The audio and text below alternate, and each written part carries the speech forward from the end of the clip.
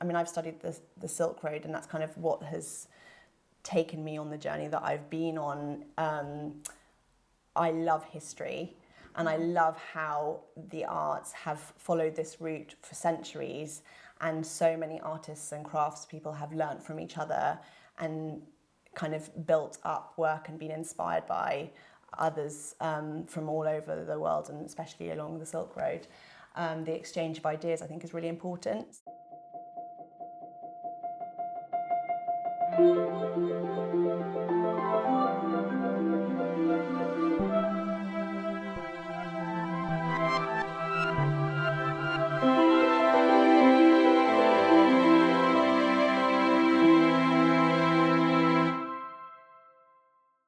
Welcome back to Artfully Crafted. My name is Alienor, and each week I travel to a craftsperson's studio, interview them and show you their work. This week we're headed to Herefordshire to meet with miniature painter Charlie Calder-Potts. I came across Charlie's work on Instagram and was really intrigued by the way that she draws on lots of different traditional painting techniques and incorporates them into her own work. So don't forget to hit the subscribe button and let's get into it.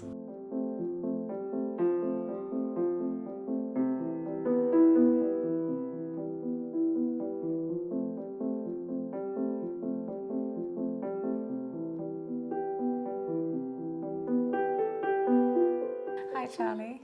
Hi. Thank you so much for having me. We're here in your lovely studio in Herefordshire. I'm going to mispronounce this, not far from the Malvern Hills. Perfect pronunciation, or at least I Thank would you. say perfect pronunciation.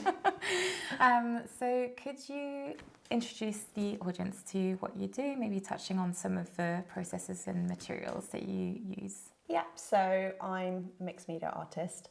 My work has definitely grown over time, and the techniques I use have developed over time depending on other creatives and craftspeople I've worked with. So it's always a work in progress, and I have no idea what it will be in like 10 years time from now, or even what the next project will be like. And I work with, so because of the way that I've learned by working with other creatives, I use quite a lot of different materials from all over the world and all through history. So I work with squirrel brushes, which I learned how to make in Pakistan.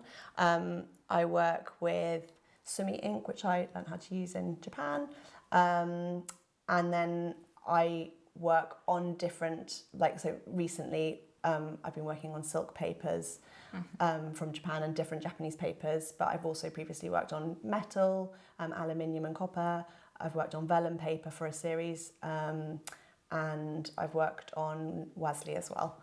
So it's all a bit of a mixture. It's quite hard to hone in on It's one great thing. because I feel like when people see, so I actually got to see one of your pieces in person at the Royal Academy of Arts summer exhibition, and when you're seeing it sort of from afar, you just think, oh, to me it kind of looks like a watercolor, when you first approach it, but then actually knowing that you're choosing a specific kind of support, you mix a lot of your own paints, and as you say, you're sort of using a wide variety of materials, so there's way more than meets the eye, right? Yeah, definitely. And it's really, I really struggle with trying to share images of my work because a lot of it's very subtle and you need to see it in person. So actually for that piece you're talking about, it was made from an old diary I found in a junk shop in Tokyo, and there were all these blank pages and they had that beautifully aged edge.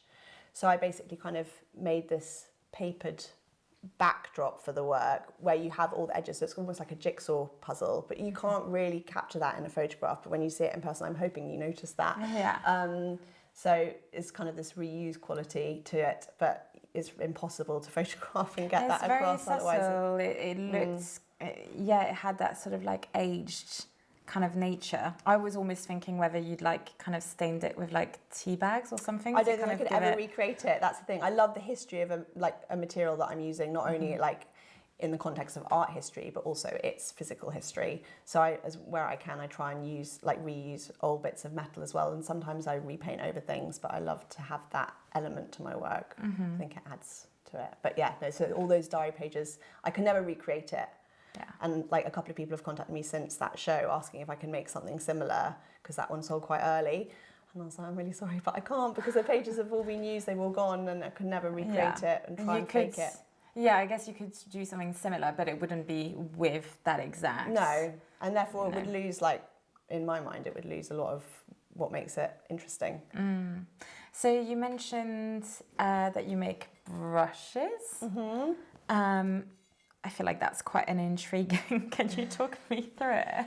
So I was really lucky to study in Pakistan. Quest sponsored me to work with a miniature painter over there, Hira Khan, who taught me probably the most I've ever learned about painting was from her, and I feel very lucky to have studied with her.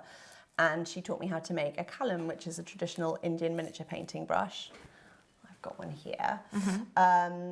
So basically, for this part, the bottom part, you use a pigeon feather and you cut the feathery bit off, and that's kind of your holder for your hair.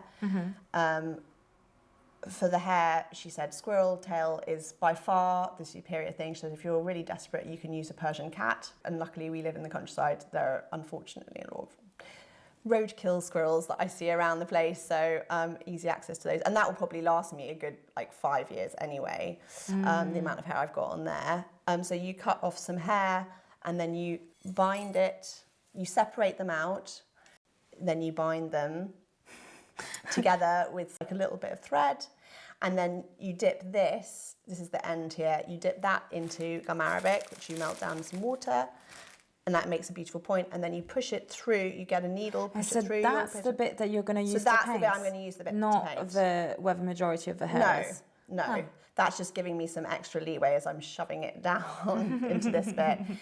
You put that through there, you're only using the tiny, tiny tip, because I've never, ever, until I was in Pakistan, I've never been able to get the detail into my work, and I buy fine brushes from art shops all the time and just not quite be able to get them fine enough. And when I was trying to do fine work, and I just was getting really frustrated. And then Hira taught me how to do this, and I was like, this is why I've been missing the tool that I needed. So you push that through, and then you have, you can use a kebab stick or whatever you want to make your holder. And this also, what's amazing about these is that they hone your practice. So when you first start using them, like a new one, when I've just made one, it's not as good. And then it gets finer and finer and finer, and it also gets kind of shaped based on how I use it. So when I was learning with Hira, I accidentally picked up her brush one time, and she picked up mine, and she was like, oh, I got your brush. And she immediately knew that it wasn't hers. And I find that really interesting as well, that it kind of shapes itself to you. I now realise how heavy-handed I was with paint before, until I was studying with Hira, and she taught me how you literally have a tiny, tiny bit of paint. She'd use her hand actually as her palette, and it would be so little pigment in there that it would look like water, but when she layered it up slowly, it would just be the subtlest colour. And she really taught me subtlety. Or at least I tried to learn as much from her. I'm still not as good, nearly in the same league as her. One of the things I was surprised by just now is you introduced yourself as a mixed media artist, but you didn't use the word miniature artist, which I thought you would. How come? I think recently my work has been smaller, but I used to make very big work, and I'm sure my work will go big again. Also, I would never call myself a kind of miniature painter because I'm not trained in it. I've done little bits in it, and I've adopted qualities in the way that I work from what I've learned, but I'm definitely not at the level or standard to ever be able to call myself a miniature painter.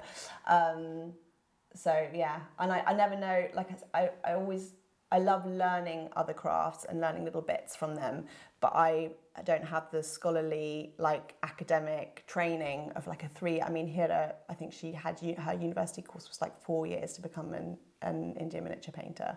And I remember her telling me that in Lahore it was the only school in the world that still exclusively has an Indian miniature painting course. I don't know if that's true still, but so she studied there. So I mean, her work is different level, and I would never try and replicate that because firstly I couldn't, and secondly I kind of am bringing lots of different things from lots of different crafts together. At least I try to.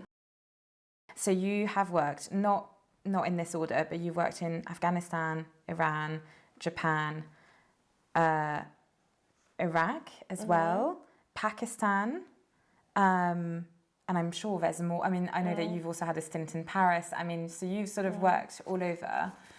And I mean, your work is inspired by all of these places, right? But if anyone was sort of watching and thinking, oh, is that cultural appropriation in some way? I mean, that is, I guess, a question that could come up. How would you approach that? Do you ever worry that your work could be portrayed or received in that way? I definitely think I do worry it could be received in that way, because obviously I am learning from other craftspeople from different countries all over the world and adopting elements of what they do. I hope it wouldn't be seen in that way, though, when looking further into it, because I'm always working with somebody. I'm never visiting just as a tourist. I'm very much like living with and working with an artist and exchanging ideas. And I guess to me, I mean, I've studied the Silk Road, and that's kind of what has taken me on the journey that I've been on.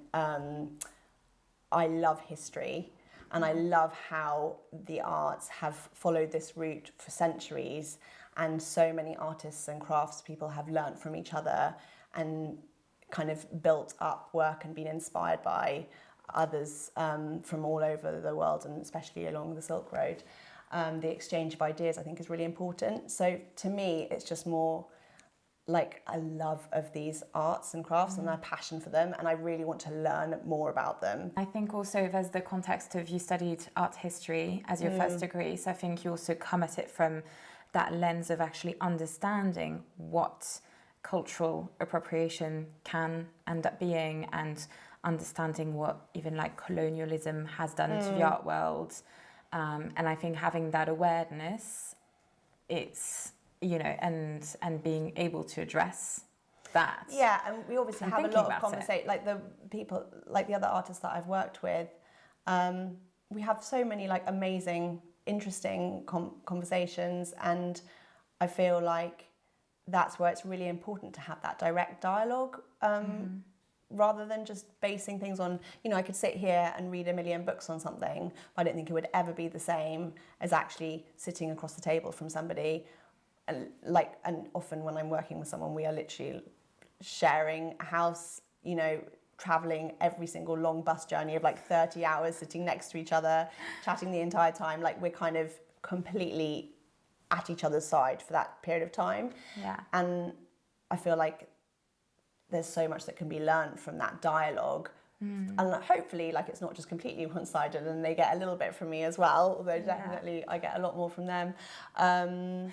The other parallel that you made, I think you'd mentioned this to me previously in conversation, was with medieval manuscripts. There's also that we kind of see through the evolution of the different techniques that there must have been some kind of exchange of ideas, right? I think with like every art form, you can see where different ideas overlapped and were inspired by, you know, fashion, ceramics, and medieval manuscripts is one of them. You know, I find they were heavily influenced, from my understanding, by miniature painting that had come across from Persia. And I think, you know, it was natural for artists to see something from far away and think, wow, this is amazing. How can I replicate this, or try to replicate an element of it? This is far superior to anything I've made before. And I think in that sense, I think it's quite a human thing. I really want to dive into some of your amazing projects and trips abroad that have inspired them. Can we start with Pakistan? Is that a good... Yeah. Yeah? Yeah, we can start with Pakistan. So that was relatively recent. I went in 2020, which was not the easiest time to go. I was lucky enough to receive a Quest scholarship, so Queen Elizabeth Scholarship Trust gave me a grant to further my learning and further my practice, to go and work with Hira Khan, who I was mentioning, who taught me about squill brushes and taught me so much more. And because it was over lockdown, or kind of in amongst all of that, Pakistan at the time was on the red list. Yes. So I had to quarantine while I was there. And when you came back? And when I came back, I went out to Pakistan for 2 weeks, and I literally was living and breathing Indian miniature painting with Hira, because I had to be quarantining. She was like, just come and quarantine with me and we'll do the study straight here. And her studio is in her flat. So I was living with her husband and her 2-year-old son. And we were literally up at 6 a.m. in the studio working till very late at night, trying to absorb as much information as possible in my 2 weeks. But she was a fantastic teacher and I learned so much from her. And then luckily I had a few days at the end where I could actually go out into the city and see Lahore. Unfortunately, I didn't get to travel around Pakistan, which I'd love to get back and do one day. She taught you how to make brushes with squirrel hair. Make brushes, mixing pigment.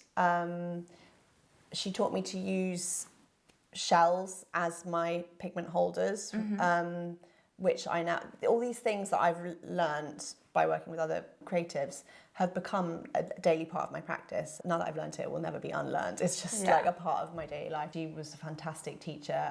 What else did we learn? So many things. Using shell gold, making safeda, which is like a reduced pigment that you have to dry out over a week. But shell gold, is that the one where you do with honey and water and you're sort of like using the gold leaf and crushing it with your fingers? Yes, but I've never learnt it with honey, but obviously that's another way you can use it. I've always used gum arabic. I was taught to use gum arabic. So this is 24 karat gold leaf. But so you actually like so you have a tiny bit of gum arabic and you have a tiny bit on your finger so you can actually pick it up, place it in, and then you're literally doing this. And then doing this. Sort of tapping it. And then another leaf, and making it smooth and going for, I'd say, a couple of hours. And then you get some water, you cover it, then you're going around the edge of the dish. It ends up evaporating off and you've left with a tiny little perfect bit of gold in the middle. Yeah. And then as you paint with it, you end up spreading it all over the place, or at least I do. Again, that was something I actually got from illuminated manuscripts. I kept looking at them and being like, how do they get the gold to be? And I kept buying gold ink that's not actually gold ink. And it would never have, it wasn't the real deal. Yeah. And then learned how to do this and was like, it's all keeping its place. I know how they make it now. But it's also lovely using techniques that have existed for thousands of years, that people have been using for thousands of years, and across many countries they all have slightly maybe a honey mix as opposed to a gum arabic mix. I think there's also a shellac mix that some people use. So I mean, I've already forgotten the word for these. They're called oak galls. Yes. And they're wasps' larvae. And this is for my next project. I'm collecting them at the moment because they're falling off our oak tree in the garden right now, so I'm kind of, they're just started falling, so these will dry out a bit. And I think it's towards the end of the summer, early autumn, where you'll get lots on the ground.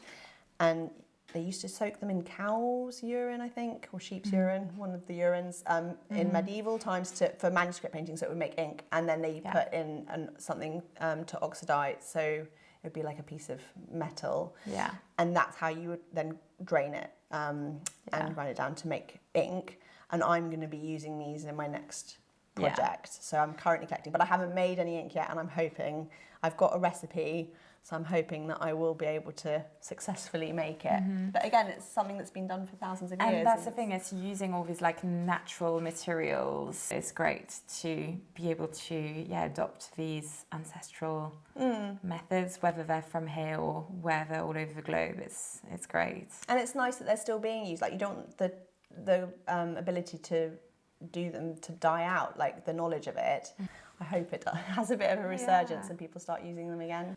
Someone will be like that much more excited looking at your artwork, because hopefully they're then realizing, oh wow, she mixed, you know, she created all of these paints from pigments, and you know, that's the touches of gold, that's something that she did by hand, etc. Like, I just think there's so much more appreciation then for what you're making. I really want to have kind of made a story within the composition that will draw people in and make them like, oh, I love that piece, and like it just has an emotional connection. But then you hope, I guess, like the quality of a product, you would like, if you think of it as a product, you hope that then when they learn about the process of how it's made, they can appreciate that as well. But it's almost secondary. Like, well, for me, it's almost like the difference between like love at first sight.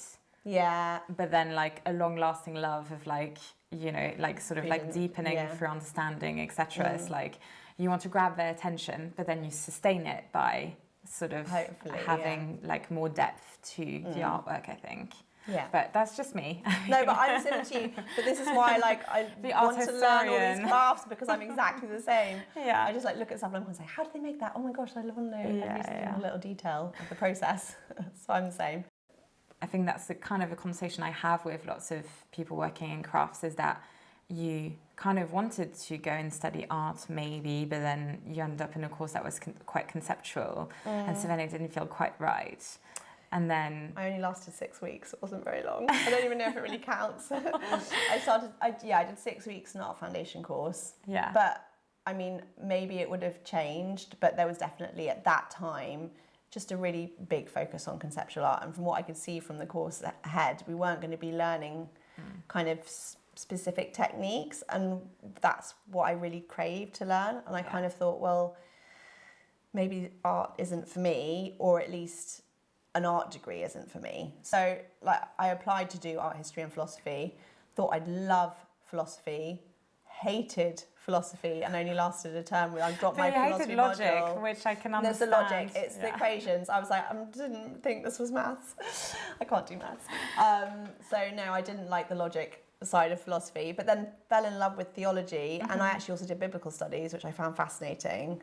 And I can see how now, because actually like that ties into your love of like ancient crafts and like medieval manuscripts. Story to me, so I mean, I'm not religious, but to me it was like, I loved studying the Bible as a story, like in my mind it was as a story, and then looking at other religious texts and stories, and looking at then earlier texts like the Epic of Gilgamesh, which has become a real kind of love and been tied into probably all my series. Yeah. But kind of historical writing I love. Well, that's the thing. Well. Even if you're not religious, I think those are sorts of things that are just a social history, like really fascinating to study. But yeah, so basically the conceptual stuff just didn't appeal to you in art courses. But now you're more, you know, when we were talking about the work that Quest does and like the King's Foundation's School of Traditional Arts, like these are more the sort of things that you're drawn to, right? Yeah, and if I was leaving school now and I was informed on these amazing like crafts that exist and that I could have studied or done an apprenticeship in, then I think hook, line and sinker, that's the direction I would have gone in. Yeah. The next big project that we wanted to talk about was a time when you studied in Iran. I can't remember, who was it sponsored by? So it was a project, I was very lucky to get sponsored by the British Arts Council, who funded a project for me to reimagine the Shahnameh, which is, have you heard of the Shahnameh before? No. So if you're a Persian, you'd be like, of course I know the Shahnameh. And I'm probably pronouncing it really badly, and I'm really sorry if I am, because Rosa corrected me all the time. So I was working with a Persian poet out there, a contemporary Persian poet, and she was educating. I'd read so much about her. I love this poetry, but obviously I'm always reading a translation. It was written by Ferdowsi. It took him 30 years to write. I think it was the 11th century. I need to fact check that. It's 50,000 rhyming couplets. So it is amazing. And Rosa said to me, I don't know how true this is, but Rosa said to me at the time that a lot of people believe the reason Farsi survived as a language is because of this epic poem. It's a huge cultural significance. Huge cultural significance. And you'd see kind of parts of it quoted on walls of buildings, like all over the place. It's really beautiful, and the stories are so timeless. There's this kind of also a real love of poetry there. I don't think it was just because I was with a poet that I was noticing it. There would be poetry sometimes just on loudspeakers being played through the city. And Rosa was like, oh, they're doing a reading from Ferdowsi. So it's really like a part of, people would quote poetry a lot in conversation. And obviously I was very lucky to have Rosa with me, so she was translating everything all the time. And a lot of poetry is quoted just as part of daily life. And we decided the project was to rework the Shahnameh from a contemporary perspective. So it was, the work has Rosa's Farsi contemporary poetry in amongst my paint. Well, they're actually all pencil work and gold ink, that exclusively gold leaf and pencil work on vellum paper. Okay. So again, I wanted to hark back to the manuscripts and the fact that Persian miniatures influenced our medieval manuscripts, which obviously were on vellum. Yeah. So the whole series is on vellum, and we were intertwining all the time that play between kind of the visual narrative and then the verbal narrative. And it was really amazing to get to work with a poet on that, because I love reading poetry, and all my titles from my work come from poetry since working with Rosa. What was your experience of being in Iran?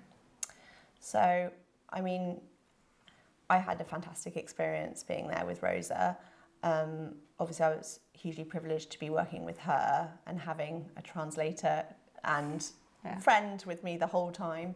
And we were welcomed like relentlessly, almost too much, for constant cups of tea. I think I ate and drank more than I've ever eaten and drunk ever in my life in like a morning. So yeah, so much hospitality. Obviously, on a global scale, from looking at the media, you have a very different picture of Iran. But the day-to-day, like, people that I was in touch with were just so welcoming, overwhelmingly welcoming. And it goes without saying, the art and architecture and archaeological significance of the sites in that country are just beyond anything that I've ever seen anywhere else. Yeah. I was overwhelmed. It was beautiful, and the craftsmanship and quality of the things that we were seeing is quite kind of awe-inspiring, to be honest. You have carried on this sort of like cycle of 2 years for every project, right? Can you sort of give an overview of what that 2-year process looks like for you of every project? Yeah, so I think, like you, I'm a proper art history student still, really, and like look at a project almost like a dissertation. Yeah. And that's kind of how I make sense of it in my brain, but also how I can organise myself. So first comes the research. So I will firstly spend days, if not weeks, in the British Library or the Ashmolean, or actually recently for my new project, the Welcome Collection. And I will sit and read and absorb as much as possible, and kind of initially I'll just be wandering around a museum to try and get ideas or see, because I don't, obviously you have to wait for something to kind of spark your interest. So it's a lot of reading around things or potential projects that never come to light, or I pick up on 5 years later. But the first part is reading, research, and then once I've got a concept, and especially if I want to learn a specific skill in order to be able to make the work, it will be looking into who I could work with, trying to get in touch with somebody who would like to work with me. Once I have that, then I put forward a proposal to the British Arts Council, the Dyer Foundation, Queen Elizabeth Scholarship Trust, who've all sponsored projects. I'll put forward a proposal and say, this is what I would like to do, this is the project we would like to do. If that comes through, then the next stage is, actually seeing things and learning firsthand. And so that's when you're that's when I will go out to travel, be working with an artist, learning skills, which is usually between 2 weeks and a month that I would actually be doing that. If we talk about your Japan project, that you're sort of like nearing the end of that now. So you travelled to, was it Nara that you went to? We did the end of, or the beginning of the Silk Road, whichever direction you're coming from. Yeah. So we travelled to a couple of places. The Nara was the final destination. Okay. So if we take it back to when it first started, so what was the thing that had sparked your interest that then got you to go to the library, basically? Oh, that's a good question. I'm trying to remember what the very first thing was. I love Japanese paper. Okay. And I love Japanese art. So fine. I wanted to learn more about how Japanese paper is made, because it's so varied and so beautiful. Fine. And I wanted to learn more. My previous project had been Pakistan miniature painting based. So every corner of the work was full of detail. Okay. And I love in a lot of Japanese art how the use of space is as important as the busy filled up bit. It's very the balance, intentional. Yes. So I've always loved that about Japanese art, and same with calligraphy in Japanese art, or just using sumi ink, the fact that you are just using sumi ink and then using a big blank space of paper, and it's about the balance. It's not like you're cropping it down just to show the bit that's painted on. I know it sounds silly, but like... No, it doesn't. So that's the kind of stuff you were doing at the research stage. So I think that was the first thing I was thinking about, and with the paper thing, and also thinking about paper and trade and the Silk Road, and how paper was so valuable, beautiful paper in its trade, but also how it became a commodity. Right, so at that stage you're more looking at the sort of macro, historical and sociological and even economical contexts. Yes. Like, what is it that makes this an interesting, worthy project? Yeah, and sort of fleshing out, as you say, your thesis, right? Yes. What is it that you're trying to address here? Exactly. And then it kind of turned into looking at votives and shrines, and how these beautiful papers would be used when people would do a pilgrimage to different Shinto shrines around Japan. They would literally paste kind of their name, maybe their craft, like their work, job description, address, whatever, for thousands of years. And it was kind of like a way of leaving a mark there. So I also, in previous series, I've looked at a lot of graffiti, especially in my Iraq series, and someone like that, our human need to like leave a mark saying I was here, I exist, and I was here at this time. You've done your research, you've got your concept. So do you find first the person you want to train with, or do you first apply for funding? Like, which one comes first, or sort of together? So always it will be find who I want to train with, because you're applying for a specific project and you're also applying for a certain amount of money. Okay. So for this project, Japan was difficult because I wanted to work with Miho, but she didn't speak English and I didn't speak any Japanese. So we also needed funding for a translator, which was Chiharu. Okay.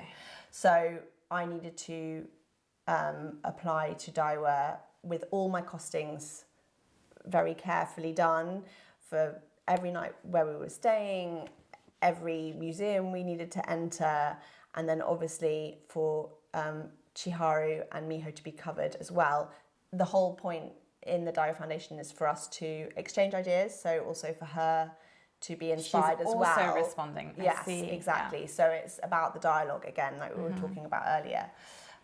So you went 2 weeks, so right? 2 weeks, and yes, Daiwa Foundation funded me, and then I come home, thousands of photographs, bags of votives, sketchbooks, materials that I'd learnt to use, which I'd never ever come across before. So then how long do you spend sort of creating the body of work, the sort of resulting body of work from that? So it would be between 1 year and 2 years, based on commissions in the interim. So I see, okay. So I will be focused on that project until my next solo show. I have the solo show every 2 years usually, but this one was delayed because I had a big commission come in that was time sensitive, so I didn't want to miss out on the opportunity. So I put the project on pause, postponed my exhibition. Luckily my gallery is hugely understanding and really good about allowing me to have a bit of flexibility with that.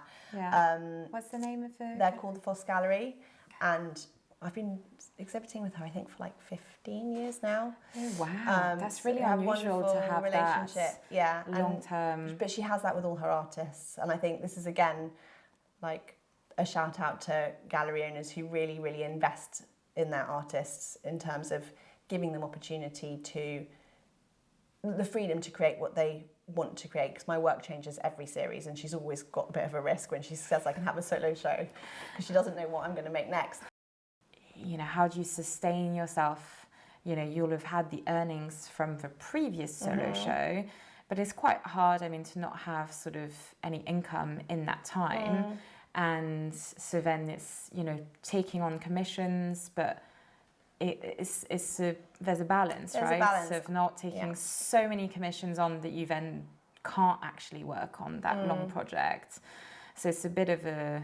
I think there has to be a bit of flexibility always, and knowing when to prioritise certain things, but I think that all comes with time and practice as well, of knowing how to balance that out. Also, I do have like a dedicated period of time which is for commissions only, so if clients are willing to wait, when I drop off all my work to the framer before a solo show, like a month before the show opens, I start then my commissions, which will be kind of the next 6 months. Yeah. So then I will have 6 months of intensive commission time. I'll be researching another project alongside commissions because it's reading. And I don't want to just be reading because I don't want to be out of the studio for so long. So that's when I'll tend to do my commissions. I'll have like 3 days in the studio. If it is something that can't, like if they can't wait and it is a priority, then, you know, I can put a pause button on and do that work. It's just not ideal for me to pause it then. But if it's a big opportunity or a big commission, I would never say no to it. Yeah. So but that's where Sharon at Foss Gallery is so amazing in her understanding, because she'll say, no, of course you have to do that. Like, and so can we say actually that commission, the one that you had to sort of delay the show a little bit for, that was the commission, the sort of partnership with Zoffany, right? Zoffany, yeah. So that was a whole new world for me. Again, I've never even thought about creating a wallpaper mural. So I was really excited when they approached me and asked if I would be interested in creating a wallpaper mural for them. And again, they were fantastic. Peter Gomez, who I was working with, he was so amazing in his commission to say, you do what you would like. And they didn't say I had to do a mural. They said you could do a repeat pattern. We can make a digital print, or we can make a screen print, or like, you know, he showed me all the options and taught me about what I don't know much about wallpaper anyway, or at least I didn't then. So he kind of walked me through all the different processes and gave me complete creative freedom. Wow. To make what I wanted, which I think is very rare. I did not expect that. That's awesome. Yes, I think they're fantastic for doing that. And he works with artists kind of every couple of years. And I imagine all their experiences will be the same as mine in terms of just very appreciative of that for such a big commission. Yeah. I wanted to ask because it's so beautiful. So it's like 3 sort of roles, isn't it? But then the scale is very different to what did you do something full scale for that, or like what was the process like? So that was the biggest challenge, I think, for both of us, for Peter and for me, because I work usually quite small, or at least have done recently, to create a big, it's 4 meters by 2.5 meters, the mural. So to create something that big, we're like, how are we going to do this and not lose quality? And so what we decided to do, which is new for them as it was for me, is to paint each element separately. So every tree was painted, every flower was painted, every figure or character was painted separately. The river backdrop, and then the mountain backdrop, and then the tea stain backdrop behind, they were all painted as individual elements, and then we digitally layered them. So I did like a vague composition, kind of sketched out composition, and everything had like a little A, B, C, D, F2 or whatever of where on this composition each element was going to go. So it was like this jigsaw puzzle in reverse. It was really strange because I was making the pieces. I'd made the kind of jigsaw puzzle overview and then was making the pieces to fit in.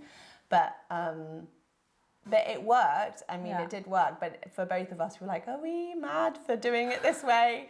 Does this make sense? But it was hugely freeing, because so often I'll be working on a piece, and because I work on paper, you can't paint over something if you mess it up. Like, you can ruin an entire piece very quickly.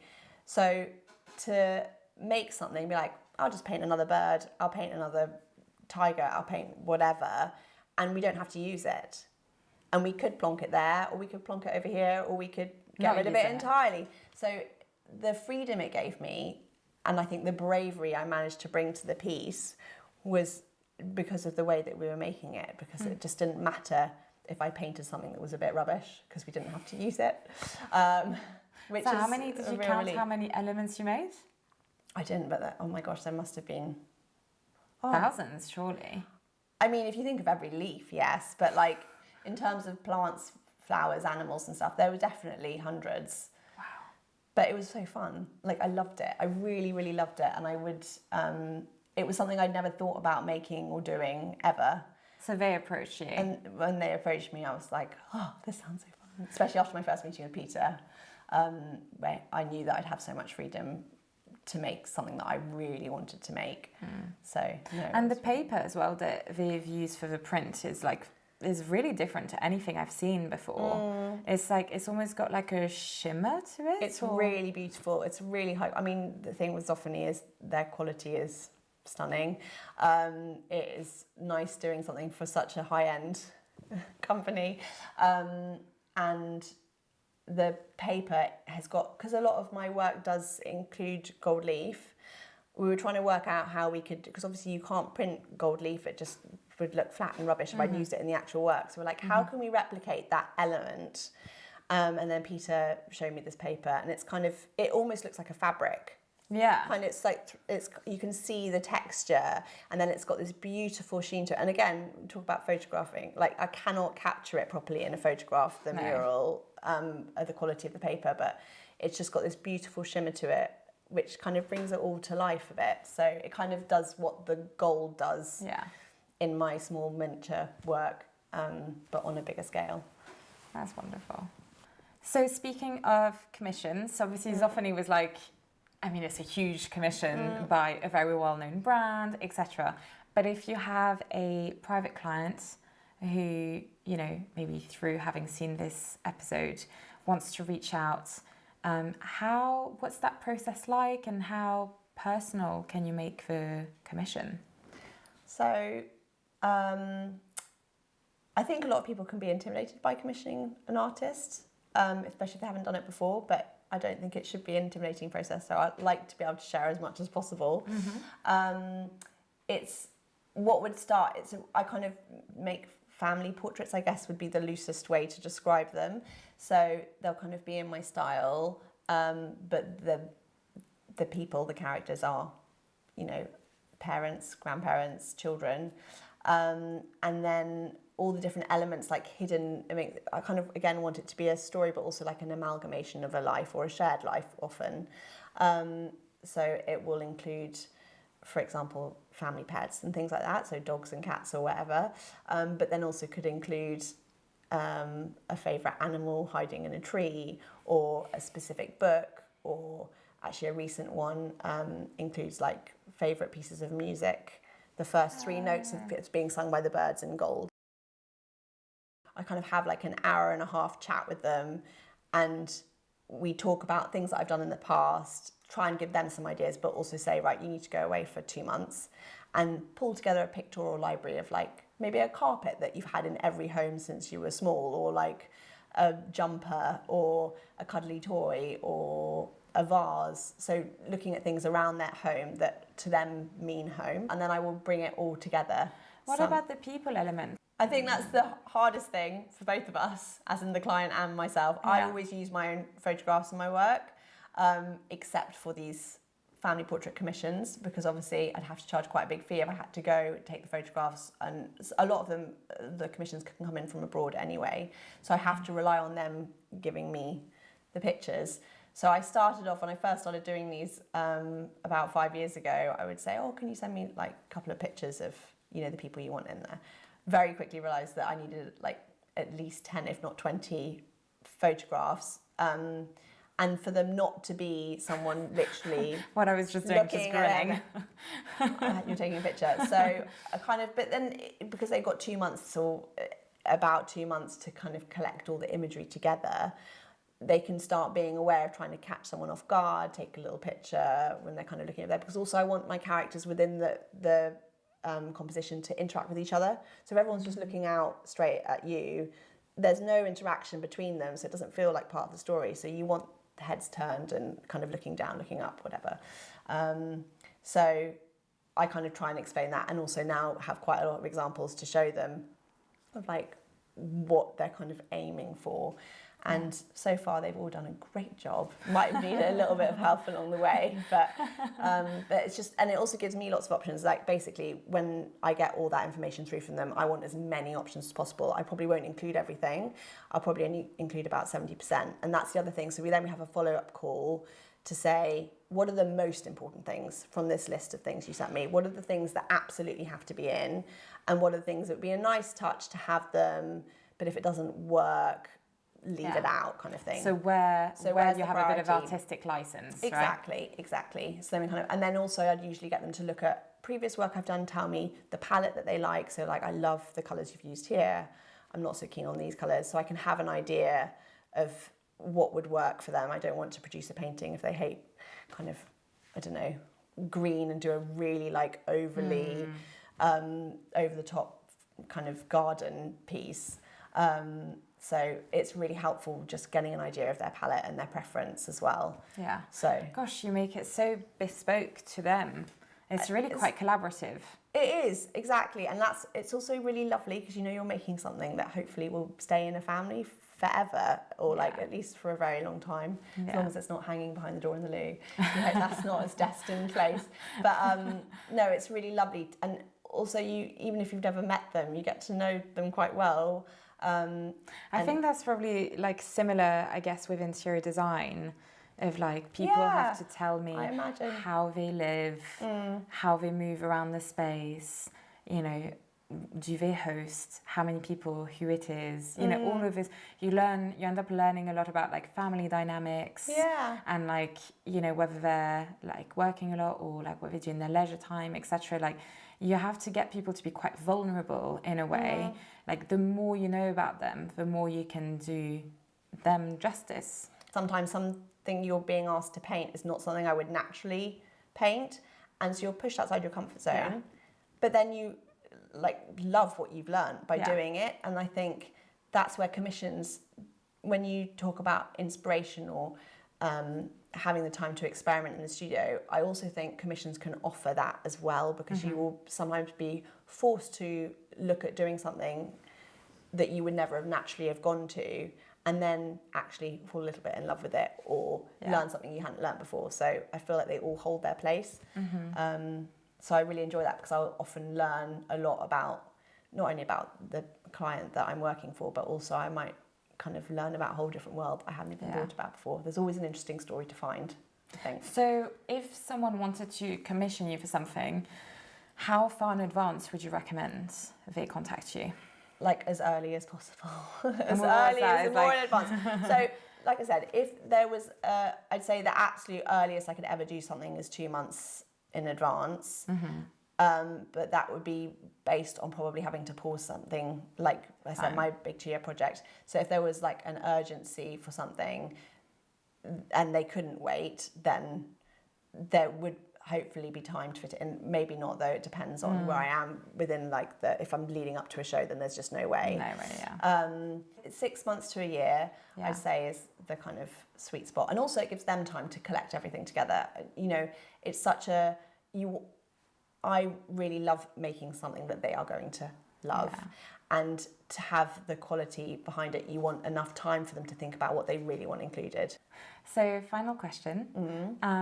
I always ask people what their dream commission is, but I feel like because you do these projects every 2 years, that might not be the right question for you, because you probably, you know, it sounds like you probably have a list of themes or techniques that you want to explore, but you kind of bring them about through those projects, right? So what's next for you in an ideal world? So I'm hoping to get funding for a new project I have in mind that I've done the research for, which is based on a medieval manuscript. But we don't want to chat too much.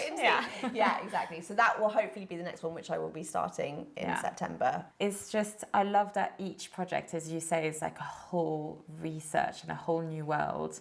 But really, I get a sense that every time you're sort of building up on everything that you've done before. Yeah, thank you so much for making the time. Thank you so much for coming to see me. My pleasure.